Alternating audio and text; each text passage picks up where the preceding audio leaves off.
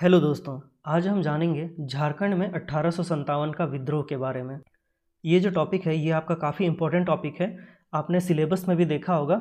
ये टॉपिक आता है आपका राष्ट्रीय आंदोलन में झारखंड का योगदान में। ये जो दिया हुआ है झारखंड राज्य से संबंधित ज्ञान, इसके अंतर्गत एक टॉपिक आता है राष्ट्रीय आंदोलन में झारखंड का योगदान। ये सीजीएल का सिलेबस है। और नीचे जो ये आप देख रहे हैं इसमें भी सेम टॉपिक है, राष्ट्रीय आंदोलन में झारखंड का योगदान। तो इसी टॉपिक के अंतर्गत में आपका आ जाता है झारखंड में 1857 का विद्रोह। तो इसी टॉपिक को आज हम लोग डिटेल में डिस्कस करेंगे। तो उससे पहले मैं आप लोगों को जो झारखंड में जो विद्रोह हुआ उसके बारे में कुछ बेसिक चीज़ें बता देता हूँ। जैसे कि यहाँ विद्रोह की शुरुआत कहाँ हुई, कैसे हुई। तो जैसे आप लोगों को पता होगा कि 1857 का जो विद्रोह है वो पूरे देश भर में चल रहा था। आप लोगों ने सुना होगा मंगल पांडे का नाम, जिन्हें 1857 की क्रांति का प्रथम शहीद माना जाता है। और अगर आप लोगों ने पढ़ा होगा तो आप लोगों को पता होगा कि पूरे देश में ये 10 मई 1857 को शुरू हो गया था। 10 मई 1857 को पूरे देश भर में शुरू हो गया था। और इससे पहले ही मंगल पांडे जो है उन्होंने अंग्रेज़ों के विरुद्ध आंदोलन कर दिया था। और उसका कारण क्या था कि उस समय जो अंग्रेजी सेना में न्यू इनफील्ड राइफल जो इस्तेमाल होने लगा था उसमें उसका जो कारतूस होता है उसके कारतूस में गाय और सूअर की चर्बी का प्रयोग किया जा रहा था। तो ये कुछ तात्कालिक कारण थे। इसके पीछे भी बहुत सारे कारण थे, जैसे कि लॉर्ड डलहौजी द्वारा हड़प नीति का जो सिद्धांत बनाया गया था, या जो सहायक संधियाँ थी उसके माध्यम से यहाँ के जो शासक हैं उनका शासन छीना जा रहा था। तो ये सभी बहुत सारे कारण हैं। इसी तरह के कारणों को हम झारखंड में भी देखेंगे। और झारखंड की बात करें तो सबसे पहले यहाँ पर देवघर में विद्रोह शुरू हुआ। देवघर का जो रोहिणी गांव है वहाँ पर जो 32वीं रेजिमेंट के सैनिक थे उन्होंने सबसे पहले विद्रोह कर दिया था। इसके बाद विद्रोह झारखंड में शुरू हुआ हजारीबाग में। बिहार में एक जगह है दानापुर, वहीं पर दानापुर रेजिमेंट के सैनिकों ने जब विद्रोह किया तो उसकी खबर मिलते ही हजारीबाग में भी, हजारीबाग का जो ये रामगढ़ बटालियन था यहाँ की सेना ने विद्रोह कर दिया। इसके बाद ये विद्रोही रांची की ओर बढ़ने लगे। उसके बाद ये विद्रोह रांची में हुआ। रांची में विद्रोह के दौरान ही उसी बीच में यहाँ चाईबासा का जो इलाका है वेस्ट सिंहभूम, इस एरिया में भी विद्रोह शुरू हो गया। और यहाँ के जो सैनिक है ये भी रांची की ओर बढ़ने लगे, क्योंकि रांची उस समय मुख्यालय हुआ करता था। तो इस तरह सभी लोग विद्रोह करके रांची की ओर बढ़ने लगे। फिर रांची के जो विद्रोही है ये चतरा की ओर बढ़ने लगे। चतरा की ओर क्यों जा रहे थे? क्योंकि बिहार में आपने अगर 1857 की क्रांति पढ़ी होगी तो आपने सुना होगा कि बिहार में जो बाबू कुंवर सिंह थे उनके नेतृत्व में बिहार में आंदोलन चल रहा था 1857 की क्रांति का। तो उस समय क्योंकि झारखंड भी एक बिहार का ही भाग था तो लोग उसके नेतृत्व में विद्रोह में शामिल होने के लिए जा रहे थे। तो हम यहाँ पर आगे देखेंगे कि ये रांची के विद्रोही जब चतरा की ओर जा रहे थे तो यहाँ पर अंग्रेज़ों के साथ उनका एक युद्ध, एक लड़ाई होती है। उसके बाद इसी दौरान फिर पलामू में आपने नीलांबर और पीताम्बर का नाम सुना होगा, इनके नेतृत्व में विद्रोह हो जाता है। फिर इसी बीच में लोहरदगा के कुछ इलाकों में भी विद्रोह होता है। जब यहाँ पर युद्ध होता है तो कुछ विद्रोही लोहरदगा की ओर आ जाते हैं और लोहरदगा में भी एक तरह से विद्रोह होता है। और इसी दौरान यहाँ मानभूम का जो इलाका है, ये बोकारो, धनबाद और पश्चिम बंगाल के कुछ इलाके जो हैं, इस क्षेत्र में भी विद्रोह होता है। तो ये सभी झारखंड के कुछ क्षेत्र हैं जहाँ पर 1857 का विद्रोह हुआ था। आप लोगों को इसी के बारे में डिटेल में जानना है। तो आगे हम लोग जो डिस्कस करेंगे उसको हम लोग MCQ यानी कि क्वेश्चन और आंसर्स के रूप में डिस्कस करेंगे। मैंने क्वेश्चंस को सीक्वेंस वाइज अरेंज कर दिया है ताकि आपको पूरी कहानी भी पता चले और आप जो क्वेश्चन आंसर्स हैं, जो इंपॉर्टेंट क्वेश्चन आंसर्स हैं, उनको भी सॉल्व कर पाएँ। तो हम लोग क्वेश्चंस के थ्रू में पूरे कहानी को समझने का प्रयास करेंगे। तो मेरी कोशिश रहेगी कि ये जो पूरा सीरीज़ है वीडियो का, इसको आप बिना पेन पेपर के भी केवल अगर कहानी के माध्यम से भी समझने का कोशिश करेंगे तो आप अगर 2 से 3 बार या 1-2 बार ही सुनेंगे तो आपको पूरी कहानी भी समझ में आ जाएगी और इम्पोर्टेंट क्वेश्चंस को भी आप सॉल्व कर पाएंगे। ये ज़्यादा बड़ा टॉपिक नहीं है और इससे क्वेश्चंस आते हैं, लेकिन बहुत ज़्यादा क्वेश्चंस नहीं आते हैं। तो जो इंपॉर्टेंट क्वेश्चंस होंगे उनको हम लोग डिस्कस करेंगे। तो जो इंपॉर्टेंट क्वेश्चंस होंगे उनको हम लास्ट में डिस्कस करेंगे, लेकिन अभी कहानी को समझने के लिए हम बाकी सभी चीज़ों को, जो छोटी छोटी बातें हैं, उनको भी मैं आप लोगों को बताऊंगा ताकि आपके दिमाग में एक कहानी पूरी तरह से बैठ जाए। तो चलिए शुरू करते हैं। हमारा सबसे पहला क्वेश्चन यही होगा कि झारखंड में 1857 के विद्रोह के क्या कारण थे। जैसे पूरे देश भर में भी जब विद्रोह शुरू हुआ तो उसके पीछे भी बहुत सारे कारण थे। जैसे कि मैंने आपको बताया, न्यू इनफील्ड जो राइफ़ल इस्तेमाल होने थे उनमें गाय और सूअर की चर्बी का इस्तेमाल किया जा रहा था, जिसके विरुद्ध में सैनिकों ने विद्रोह कर दिया था। तो उसी तरह झारखंड में भी जो 1857 का विद्रोह जो शुरू हुआ उसके भी कुछ कारण रहे होंगे। तो वे सभी कारण क्या थे, यहाँ पर वही पूछा गया है। तो पहला है कि अंग्रेजों द्वारा अपनी सत्ता क्षेत्रीय शासकों पर जबरदस्ती थोपना। ये ऑप्शन बिल्कुल सही है, क्योंकि उस समय जो अंग्रेज थे वे अपनी सत्ता को, जो यहाँ के क्षेत्रीय शासक थे, जैसे झारखंड में बहुत सारे आपने पढ़ा होगा कि छोटे मोटे शासक थे, या पूरे देश भर में अपने अपने क्षेत्र के जो शासक होते थे उन शासकों पर अंग्रेज जबरदस्ती अपने सत्ता को थोप रहे थे। तो ये बिल्कुल सही है। दूसरा ऑप्शन है जमींदारों का विशेषाधिकार छीना जाना। तो ये ऑप्शन भी सही है।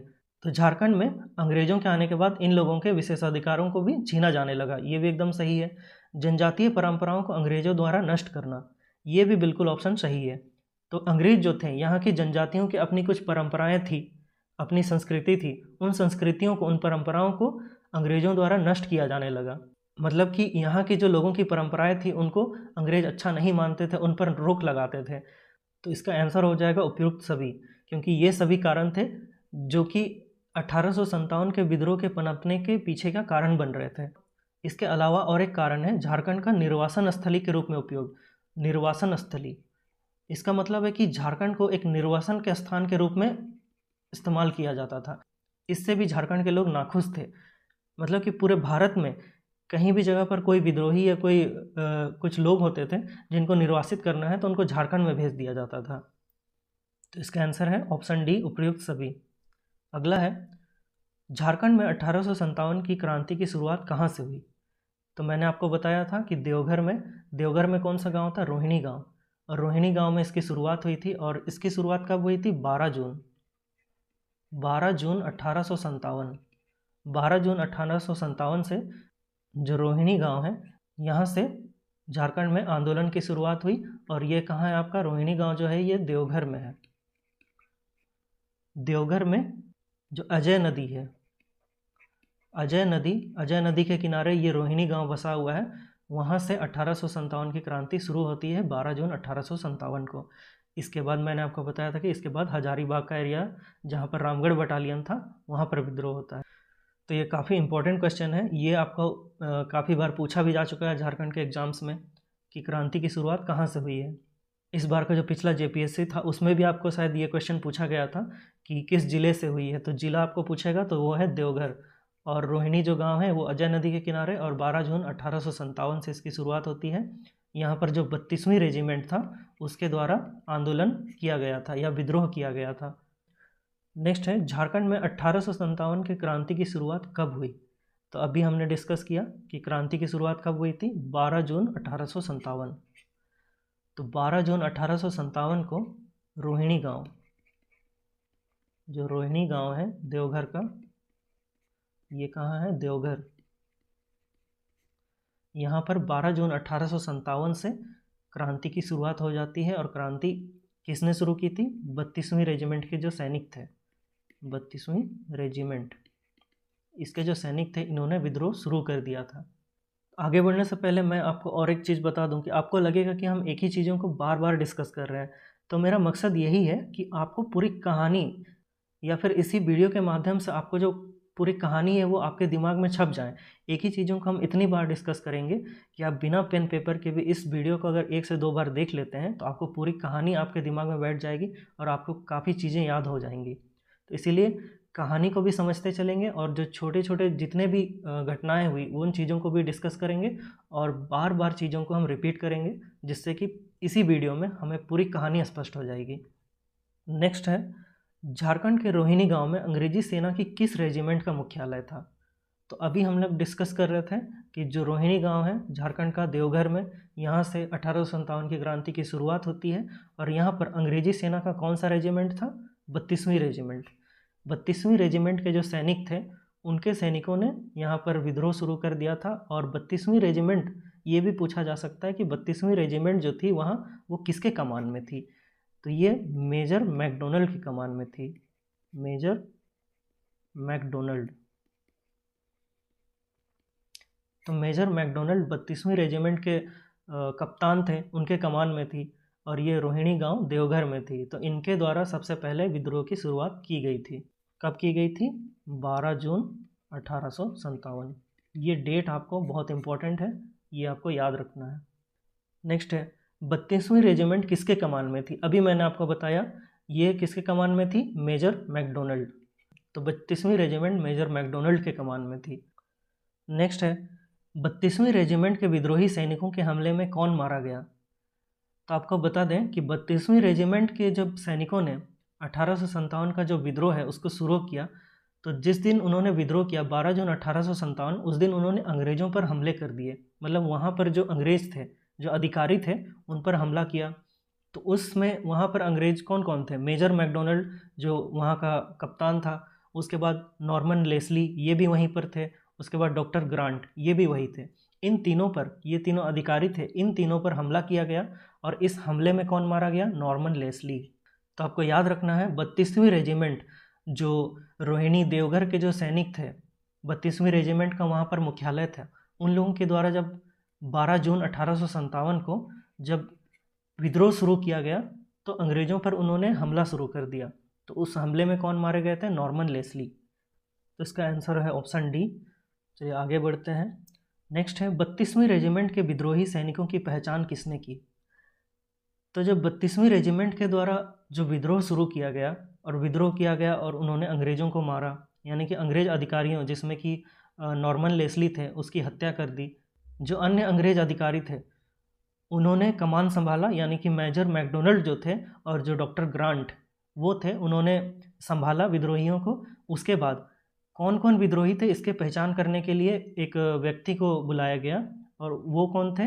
इमाम खान। ये जो व्यक्ति था इन्होंने सभी विद्रोहियों की पहचान की। और विद्रोहियों में कौन कौन थे? विद्रोहियों में थे अमानत अली, सलामत अली और शेख हारून। मैंने ऑप्शंस में यहीं पर नाम डाल दिया है ताकि आपको ये नाम दिखते रहें और आपको याद भी हो जाए। तो विद्रोहियों में थे सलामत अली, ये अमानत अली, उसके बाद शेख हारून, और इनकी पहचान किसने की थी? इमाम खान। तो जब इन्होंने विद्रोह किया और अंग्रेज़ अधिकारी जो नॉर्मन लेस्ली था उसकी हत्या कर दी, तो इसके बाद जब मेजर मैकडोनल्ड और डॉक्टर ग्रांट ने, जो कि वो लोग भी घायल हो गए थे, इसके बावजूद उन्होंने विद्रोह को किसी तरह से शांत किया। उसके बाद इमाम खां की मदद से इन लोगों की पहचान की और इन लोगों को फांसी दे दी गई। तो अगर कभी पूछा जाए कि 32वीं रेजिमेंट के कौन कौन से सैनिक थे या सैनिकों का नाम अगर पूछा जाता है तो ये सब नाम आपको याद रखना है: अमानत अली, सलामत अली और शेख हारून। इसके अलावा भी काफ़ी सैनिक रहे होंगे लेकिन रिकॉर्ड्स में इनका ही नाम मिलता है, तो इनका नाम आपको याद रखना है। आगे बढ़ते हैं। 32वीं रेजिमेंट का मुख्यालय विद्रोह के बाद रोहिणी से हटाकर कहाँ कर दिया गया? तो क्योंकि 12 जून 1857 को ये जो रोहिणी गांव है देवघर का, वहाँ पर विद्रोह हो गया, तो इसके बाद इसका मुख्यालय को वहाँ से हटा दिया गया, क्योंकि उनको डर था कि दोबारा यहाँ पर विद्रोह हो सकता है या कुछ भी हो सकता है। तो उसका मुख्यालय वहाँ से हटाकर कहीं और कर दिया गया। तो वो कहाँ कर दिया गया? भागलपुर, पटना, हजारीबाग या रांची? तो इसका आंसर है भागलपुर। जो 32वीं रेजिमेंट का मुख्यालय है वो रोहिणी से हटाकर भागलपुर कर दिया गया। तो इस तरह अभी तक हमने क्या क्या देखा कि 12 जून 1857 को क्रांति की शुरुआत होती है रोहिणी गांव देवघर में। उसके बाद वहाँ पर जब होता है तो उसमें किसकी हत्या होती है? Norman Leslie. जो नॉर्मन लेस्ली जो अंग्रेज होता है इसकी हत्या कर दी जाती है। उसके बाद 3 लोग पकड़े जाते हैं: अमानत अली, उसके बाद सलामत अली और शेख हारून। इनको पकड़कर इनको क्या होता है? फांसी दे दी जाती है। उसके बाद ये 32वीं रेजिमेंट का जो मुख्यालय है, जो 32वीं रेजिमेंट थी सेना की, उसके मुख्यालय को भागलपुर स्थानांतरित किया जाता है। मतलब रोहिणी से हटाकर भागलपुर कर दिया जाता है। अब इसके आगे जो विद्रोह होगा वो कहाँ होगा? हजारीबाग। तो हजारीबाग में विद्रोह की शुरुआत कब हुई? तो हजारीबाग में विद्रोह की शुरुआत अचानक से नहीं होती है। सबसे पहले 25 जुलाई 1857, ये जो 25 जुलाई 1857 है, ये बिहार में एक जगह है दानापुर। यहीं पर दानापुर का जो रेजिमेंट है अंग्रेज़ों का, दानापुर जो रेजिमेंट है उसमें विद्रोह शुरू हो जाता है। तो इसी विद्रोह के बाद जब हजारीबाग तक इस विद्रोह की खबर पहुंचती है तो हजारीबाग के विद्रोही भी क्या करते हैं? उसके 5 दिन बाद 30 जुलाई 1857 को हजारीबाग में विद्रोह शुरू कर देते हैं। और हजारीबाग में विद्रोह जो शुरू होता है वो रामगढ़ बटालियन के द्वारा होता है। रामगढ़ बटालियन उस समय, क्योंकि हजारीबाग रामगढ़ एक ही थे, अभी रामगढ़ को अलग ज़िला बनाया गया है, लेकिन उस समय ये जो पूरा एरिया था वो हजारीबाग के क्षेत्र में आता था। तो इस तरह से हजारीबाग में विद्रोह की शुरुआत कब होती है? 30 जुलाई, यानी कि 12 जून को शुरू हुआ था। उसके बाद अगले महीने 30 तारीख को हजारीबाग में विद्रोह शुरू हो जाता है। नेक्स्ट क्वेश्चन देखते हैं। 25 जुलाई 1857 को किस रेजिमेंट के सैनिकों द्वारा विद्रोह किया गया था? तो मैंने अभी आपको बताया दानापुर रेजिमेंट, ये अभी बिहार के क्षेत्र में है। ये जो दानापुर रेजिमेंट है ये बिहार का रेजिमेंट था।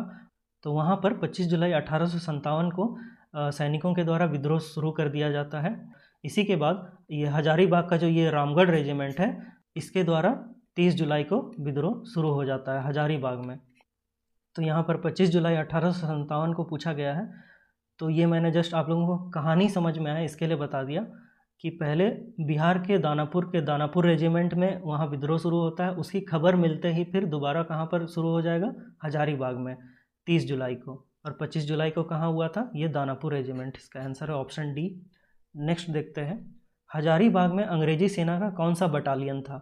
अभी हमने डिस्कस किया है, काफ़ी बार इसको मैंने आपको बताया अभी कि हजारीबाग में जो अंग्रेजी सेना का कौन सा बटालियन है? रामगढ़ बटालियन। और ये रामगढ़ बटालियन का अगर मुख्यालय पूछेगा तो ये रांची होगा। रामगढ़ बटालियन जो था उसका मुख्यालय कहाँ पर था? रांची था। इसीलिए जब हजारीबाग के विद्रोही, यानी कि जो रामगढ़ बटालियन में जब विद्रोह होता है 1857 का, तो उसके विद्रोही वहाँ पर विद्रोह करने के बाद रांची की ओर बढ़ते हैं। तो इस क्वेश्चन का आंसर क्या है? रामगढ़ बटालियन की अंग्रेजी सेना का कौन सा बटालियन था हजारीबाग में? रामगढ़ बटालियन था। और रामगढ़ बटालियन का मुख्यालय कहाँ था? ये रांची था। और रामगढ़ बटालियन में कौन सी सेना थी? 8वीं राष्ट्रीय पैदल सेना। 8वीं राष्ट्रीय पैदल सेना, इसके द्वारा वहाँ पर विद्रोह शुरू कर दिया गया था। आगे देखते हैं कि रामगढ़ बटालियन का मुख्यालय कहाँ था। मैंने अभी आपको बताया कि रामगढ़ बटालियन का मुख्यालय कहाँ था? Ranchi, option D. तो इसका आंसर है रांची। हजारीबाग में ये बटालियन था रामगढ़ बटालियन, उसका मुख्यालय कहाँ था? रांची में। और यहाँ पर 8वीं राष्ट्रीय पैदल सेना थी। इन लोगों के द्वारा दानापुर रेजिमेंट के विद्रोह को सुन करके यहाँ हजारीबाग में विद्रोह शुरू कर दिया गया। आगे है, विद्रोहियों ने हजारीबाग में विद्रोह के दौरान क्या किया? तो रामगढ़ बटालियन के जो विद्रोही थे, उन्होंने जब हजारीबाग में विद्रोह शुरू किया तो उनके द्वारा कुछ किया गया होगा, जैसे कि बहुत हंगामा होता है विद्रोह में, लड़ाई होती है। तो इस तरह जब विद्रोहियों ने हजारीबाग में विद्रोह किया तो उस समय क्या किया? जेल से कैदियों को मुक्त कर दिया। ये एकदम सही है। जो विद्रोही थे उन्होंने हजारीबाग जेल में जितने भी कैदी थे, बोला जाता है कि लगभग 800 कैदी थे, उन सभी कैदियों को छुड़ा लिया। उसके बाद वहाँ अंग्रेज अधिकारी जो रहते थे, उनका जो सरकारी खजाना था, उस खजाने को भी लूट लिया गया। उसके बाद स्टाम्प पेपर तथा डाक टिकट लूट लिए। मतलब कि वहाँ पर जो डाकघर था या फिर अंग्रेज अधिकारियों की जो भी चीज़ें उन लोगों को मिली, उन चीज़ों पर उन्होंने लूटपाट शुरू कर दिया। तो इसका आंसर हो जाएगा ऑप्शन डी, इनमें से सभी। मतलब कि उन्होंने जेल से कैदियों को भी मुक्त कर लिया और जितना भी सरकारी खजाना था, अंग्रेज़ों के जो बंगले थे, उन सभी बंगलों पर लूटपाट मचा दिया।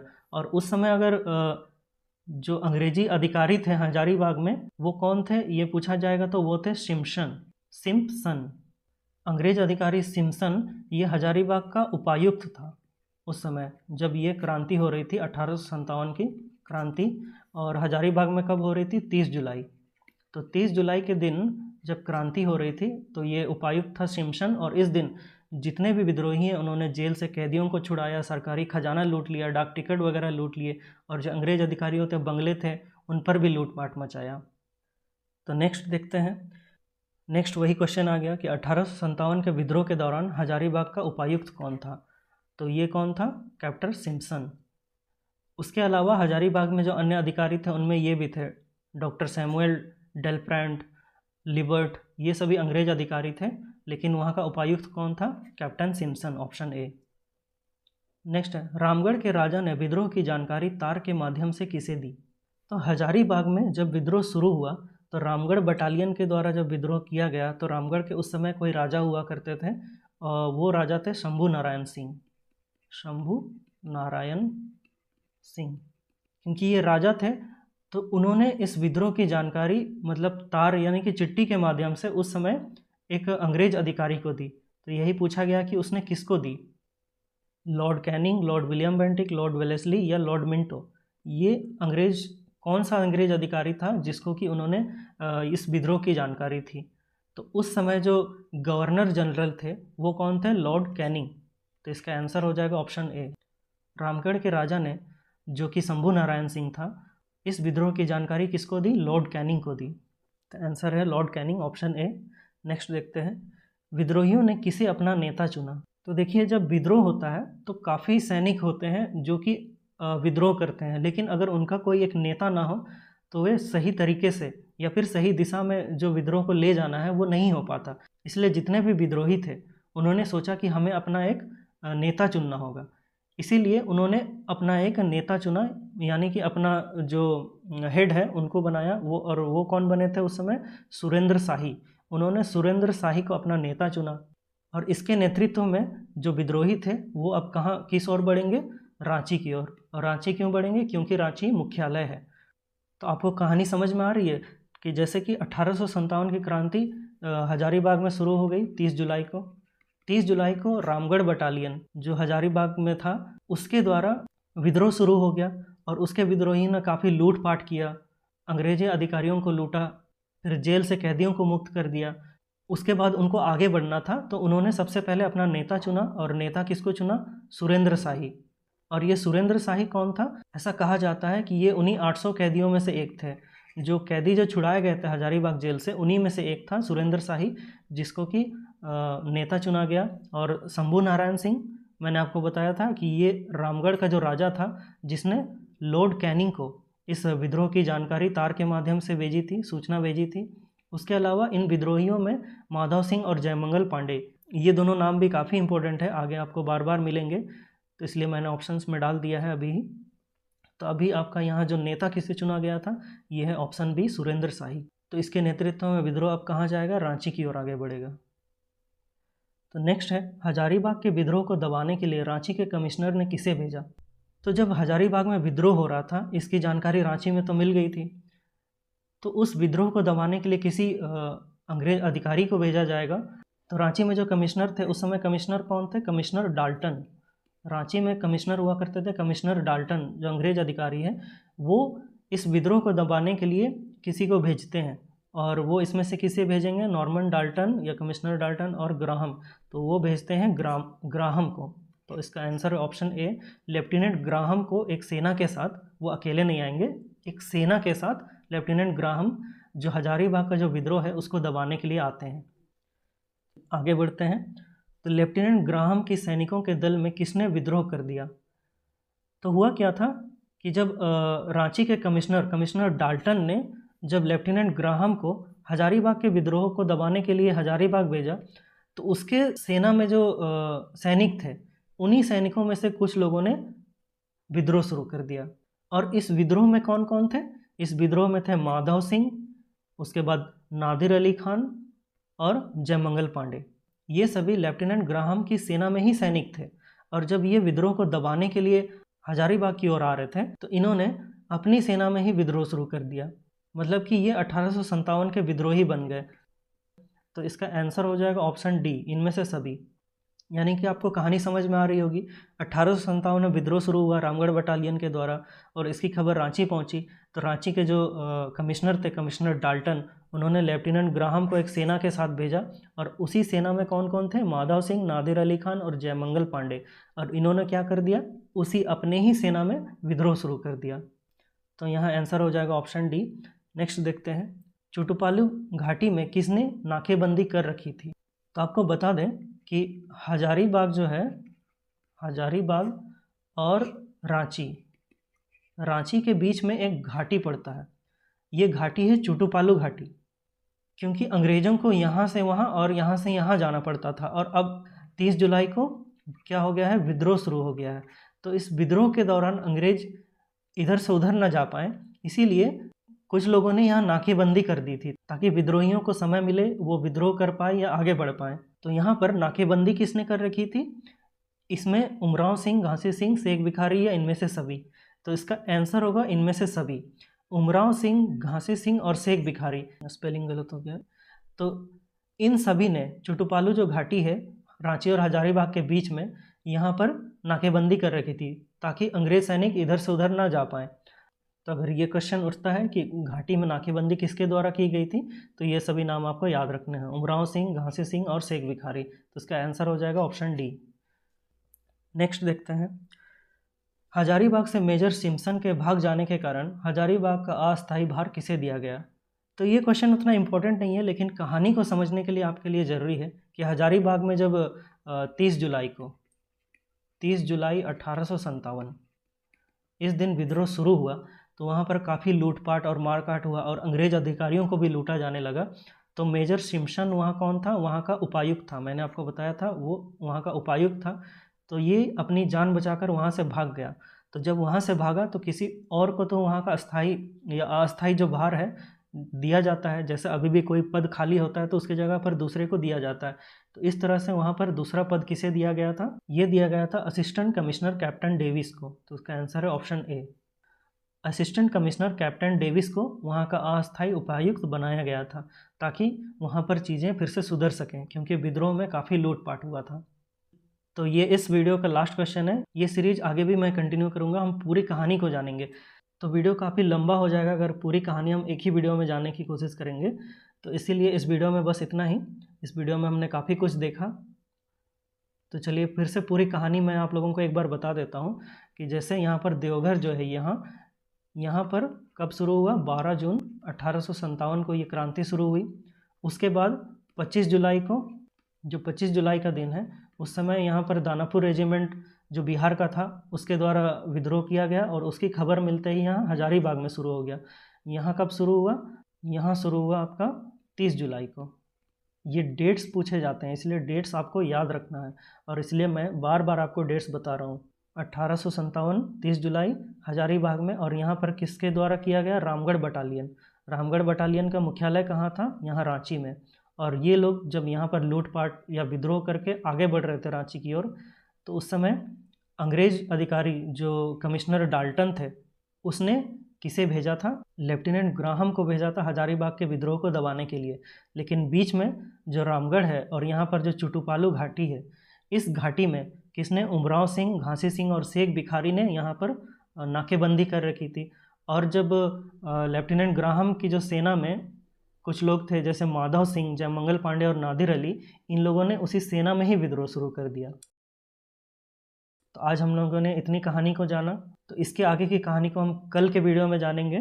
तो उम्मीद करता हूँ इससे आप लोगों को 1857 जो झारखंड में क्रांति हुई उसकी कहानी को समझने में आपको काफ़ी मदद मिली होगी। अगर वीडियो अच्छा लगा तो वीडियो को लाइक एंड शेयर करें और चैनल को सब्सक्राइब करें। आगे की कहानी कल हम देखेंगे नेक्स्ट पार्ट में। तब तक के लिए थैंक यू सो मच। जोहार।